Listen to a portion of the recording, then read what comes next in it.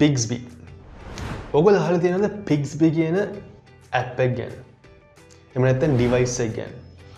එතකොට මේ Pixby කියන device එක ඇවිල්ලා ඇත්තටම අද කාලේ බොහොම සාර්ථක සහ හරිම නිර්මාණශීලී product එකක් විදිහට අපිට පෙන්වන්න පුළුවන්. Pixby කියන device එක ඇත්තටම පාදක වෙලා තියෙන්නේ පුංචි අයට කොහොමද cryptocurrency use කරලා කොහොමද ඒගොල්ලන්ට දෙයක් purchase කරන්න පුළුවන්. එහෙම නැත්නම් පුංචි කාලේ ඉඳන් cryptocurrency use කිරීම තුළ ඒගොල්ලෝ කොහොමද ඒවා save කරන්නේ. එහෙම නැත්නම් කොහොමද ඒගොල්ලෝ මුදල් තැන්පත් කරන්නේ. එහෙම නැත්නම් save කරන්නේ. ඒ ඊට පස්සේ invest කරන්නේ.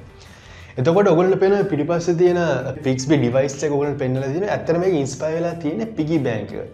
එතකොට අපිට ලංකාවේ පුරුදු නැති වුණාට ගොඩක් වෙලාවට international මේ චූඩි රෝස පහවි piggy bank වල පිටිපස්සේ පේනවා. එතකොට මේක පදනම් කරගෙන තමයි මේ Pixby කියන device එක නිර්මාණය කරලා තියෙන්නේ.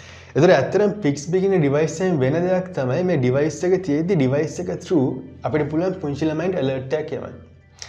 ඒ විතරක් නෙමෙයි alert එකක් යවලා ඒගොල්ලෝ චුටි task එකක් අපිට දෙන්නත් පුළුවන්.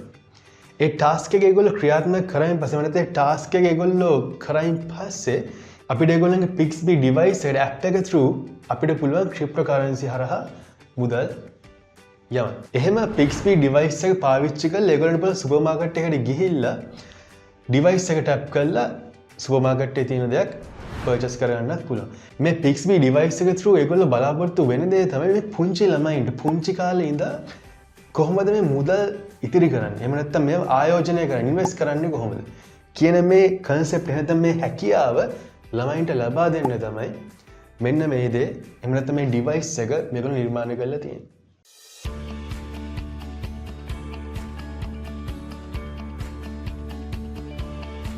මං ආසයි ලංකාවේ හොඳ පොඩ්කාස්ට් කමියුනිටි එකක් හැදෙන්න.